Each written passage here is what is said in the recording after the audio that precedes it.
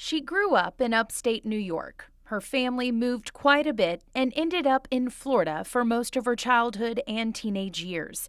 She was an average student, and her grandmother, Mildred Mays, was the glue that held everything together. So when Grandma passed, everything changed. Beverly Ledford, Sergeant, U.S. Army, Military Police. Beverly was barely 18 years old and just wanted to run away from home. The military became her escape. And so off to the Army recruiter, and I signed up right there. My mom was in awe and shock, and she said, she'll never make it. She'll never make it. Mothers will cringe at these words, but Mom was wrong.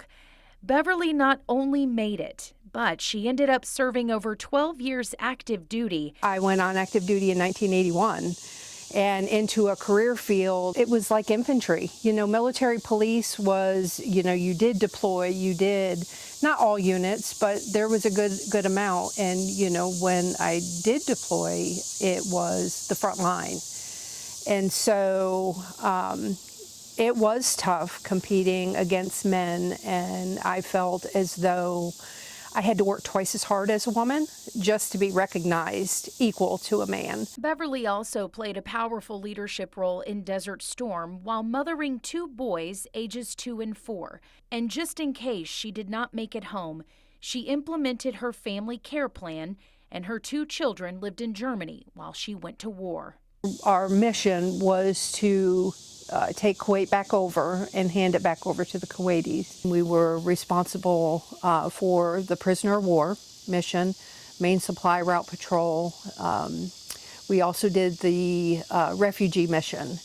And that was the saddest, heart-wrenching part, because there was also young children that were in Kuwait that were starving. And, all I could think about at that point was my 2 youngins at home. And while Beverly was in combat serving her country, there was a dark side to her life that was secret. She was a victim of domestic violence. That man stripped me of every bit of self-esteem that I had. I was actually out there arresting people for the same thing that I was going through behind closed doors. My 5-year-old son told friends of mine that my daddy makes my mommy cry. And it was those words that woke me up to say I cannot raise my children to think that that's okay. Beverly's boys are now grown, and she has since remarried. Oh my goodness. Life is absolutely wonderful. As you can see, I'm sitting here on my deck, and my husband and I do this quite often. We make ourselves a cup of coffee, we'll sit out here. We have a little bonfire pit out there. Approximately a year ago, we bought an RV, so we've been traveling, going to see our grandkids. For this retired veteran, mornings are nice and easy, no strict schedules, and a list of to-dos only if she wants to, all while being the world's best grandma.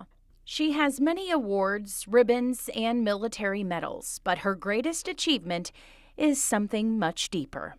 I'm a survivor. With the strength of God, anything is possible.